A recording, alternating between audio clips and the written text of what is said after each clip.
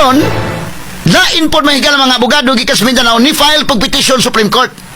Lain pa gyud ilan ni Vice President Sara Duterte nga gi-file po dito Supreme Court mao gyapon special civil action under Rule 65. Pareha under Rule 65 gahapon naman damos Rule 65 Section 3 na.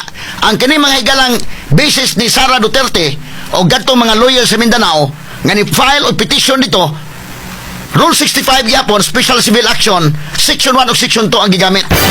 Certiorari, for grave abuse of discretion amounting to lack or excess of jurisdiction.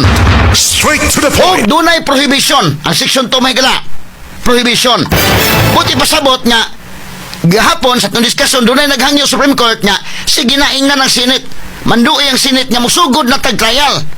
Ang karon for petition nga gihangyo Supreme Court inang Senate stop sa trial kay wa magkadimao ang articles of impeachment kay railroaded wa matagaig kinini ang due process si VP Sara dito sa Lower House ang pagpirma sa mga congressman tanawa mahimo ug ng pagkapirmaha may gala nga mura man og gilamo-lamo or ganit ng pagkapirmaha unya nasiguro na nga dunay verification. Unsa man ang verification mahigala nga naay mipirma ang congressman nga naay gibutang na nga sila mo nag-prepare anang maong petition, sila mo nag-prepare anang maong impeachment complaint nga nabasa niya ng impeachment complaint diha nang laay ron kay si Chis Escudero may galang Senate President mismo usa ka abogado matod pan Chis Indayken wa pa niya mahuman o basahan to doon. Nganong wa mahumagbasa kay perting bagaa sa impeachment complaint mga 5 to 6 inches mga sukit di paminaw ang gibag-on baga kayo kasi sa tagsaog basa matupan si Escudero isa wala pa karon wala pa na kumahuman kunya usaba ni mga congressman anang adlaw ni pirma sila na human lago sa kadlaw basa. So kini may basis nga ipa wa magkanimao to kanang articles of impeachment defectuoso busa manduan ang Senado ayaw trial kay depektuoso ang articles of impeachment. So karon dunay ni hangyo nga sige na Supreme Court manduing Senate nga sugod na ta. Ya po iniingon Supreme Court ayaw. Ang basis Article 11 gihapon nga nagbutyag mahigala nga no impeachment proceedings shall be initiated against the same official more than once within a period of 1 year. Straight to the point. Sa Binisaya pa, walay impeachment mga kagalaan nga kaso nga ipasaka batok sa usaka impeachable official within a period of 1 year. So, ang kaso karon mahigala impeachment, ikaupat man ni karon. Kini ilang gipirmahan mahigala nga ato na transmit na kuno sa Senate. Nga atong gika-report mahigala na transmit atong February 5. Ikaupat man tong impeachment complaint. Ang una mahigala December 2, kinumdo mo December 2 man to inday no? Inday kem December 2 man to. Katong permiro ni file kato si Akbayan. Si Sindanya.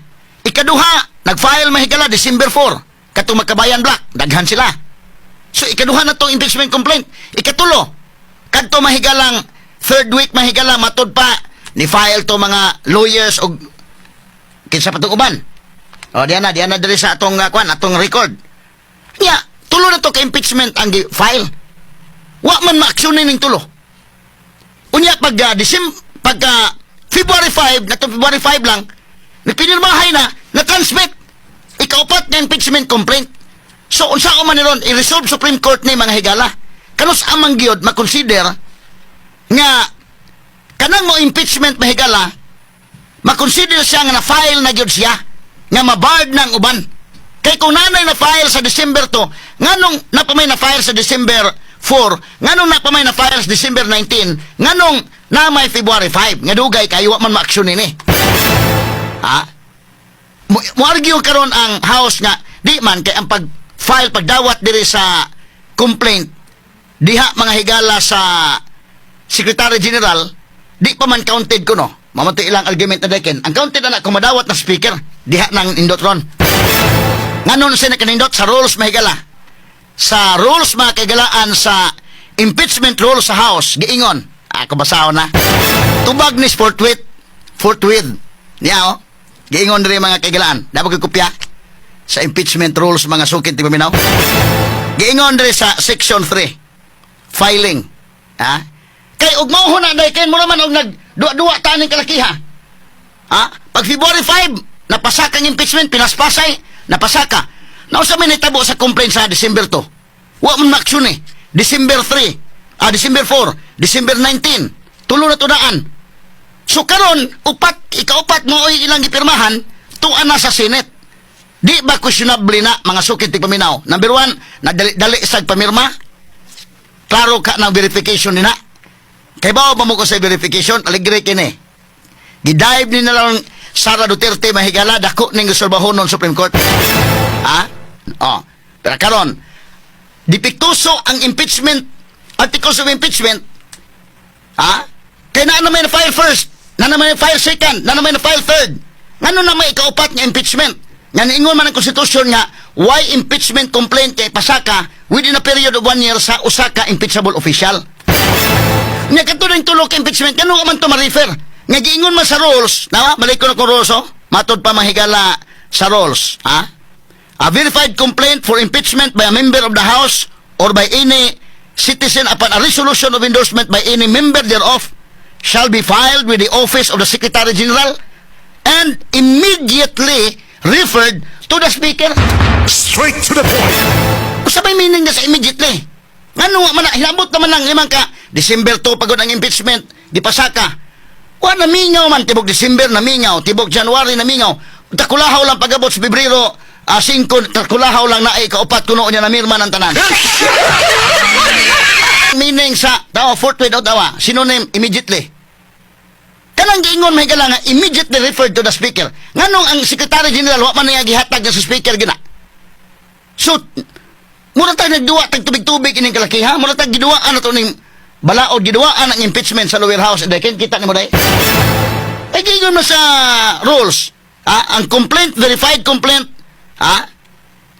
shall be filed. Tawa ho, shall be filed. Lima ka, shall be filed. With the office of the Secretary General and immediately referred to the Speaker. Kanang word immediately, pila man ay kabuwan din na. Anong December 2 pa man na file, hanto doon pa man ma-refer, kay nikalit man nagtunga ang impeachment na complaint number 4. Aguroy, daku, amo na yung sara, dipiktuso ka na. Dipiktuso. Nya, kining pagpamirma nila, aligri man eh, kining verification mga kaigalaan, og imong tan-aon ang ato mga higalang kung sa may nakasuwat sa verification, kung nang i-question po doon, kato mga congressman, sigurado ka nakabasa to sila sa complaint. Sa kato impeachment, sigurado mo nakabasa to. Nga ni anang adlaw, February 5, may ganikalit man ito ingon nga, 80 na ni pirma. Pagkahapon, huna, 90 na. Pagkasunod, hiabot na kuwan hantun. Pagkagabi niya, hula. Pagkahapon-hapon na, miabot na 250 na, lapas na. Ang pangutana, nakadtong mga namirma. Kay requirement man mahigala sa verification nga ikaw nakabasa. Nga pag ni apas nga 5 ka congressman. Ang verification may giingon mas verification kung imong tan-aw na verification giingon that we are the complainant ani nga mga kaso. No? Unya ibutang dito that we have read and caused the preparation of the foregoing complaint o complaint man ng impeachment mga higala no o petition verified complaint butang ka dito, manumpa ka ba? Nga, mura man siya, mupirma man ka atubangan sa abogado. Nga imong panumpaan nga, ako, sa Binisaya pa nga, that we have read and caused the preparation of the foregoing complaint. Sa Binisaya pa nga, ako, among nabasa, o kami mo'y nagpreparar ni ining maong reklamo, and that all allegations contained herein are true and correct. O ako nabasa, kami nagprepare, o ang tanan nga allegation nga na adinhi, correct kini, sakto. Nga, ang pangutanan ni kay kanang pages day, matod pang Chis Escudero day, baga as impeachment, oy, baga kayo, mga tunga sa roller, tarawa guna kay 6 inches maguno day. So tarawa ang usa ka roller, 12 inches. Ang katunga ana, mo inana ka baga, makahuman kang congressman o basa na gwanday. Kaya mismo si Escudero sa wapan ako mahumang ako basa. Pangutan na ron, kato mga congressman, nakahuman katong basa to? Kamo nakailan mo siyang congressman. Kamo lay mag-igo himasaba na inyong congressman. Paminaw na ko dai bisap pag wide reader ka mahigala di ka magbasa sa kadlaw to daykin. Di ka magbasa. Nya ngano ni pirma man mo? Nga ang verification ningo man nga that I have read and caused the preparation of the foregoing complaint. Nga akong nabasa, ako may andam ni ining maong reklamo, that all allegations contained therein are true and correct of my personal knowledge or based on authentic records. Di ba ka na manumpa ko ka ng verification?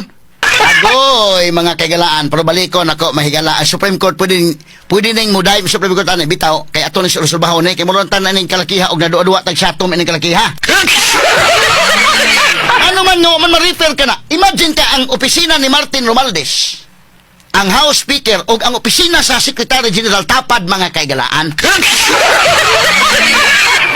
Batay ka day, ikaw day, pagkanton mo Senate, dito sa Congress, ang opisina ni Martin, o ang opisina sa Secretary General Tapad. Unya, nganong kinigingon immediately? Karon pila man ay kaadlaw din immediately. Muna ang pangutanan nako. Kay mumando sa Senate mga bagulbol sila nga na may forthwith nga dugay mang Senate. Kani, nganong dugay man ang House? Nga naman po immediately. Kanang immediately og forthwith. Unsa man na sila, di ba? Igsuon man sa kaluha man na sila.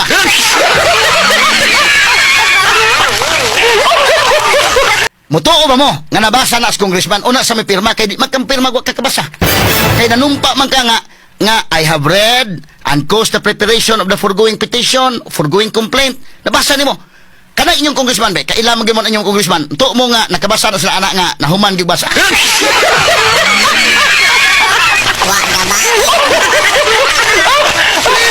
Unang isa ka sara ron sa Supreme Court. Nangayo mahigala og temporary restraining order